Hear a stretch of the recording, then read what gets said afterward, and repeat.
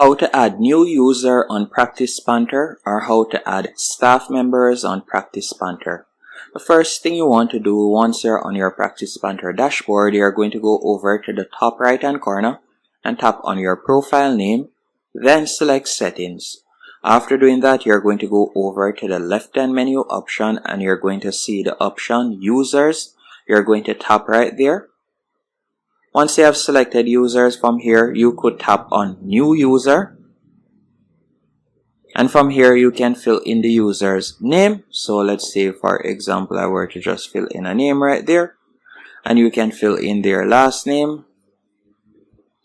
Then you'll fill in their email address. After you have done that, you can add in their hourly rate, and you can also scroll down and you can select the role that they are in. And if you would like to create a role, you can also do that. You can add in their job title and scroll down and add in their contact information. Once you're finished, you'll tap on add a user, and that's it. Hope you found this tutorial helpful and informative. If you did, be sure to hit the like button and subscribe, and thank you for watching.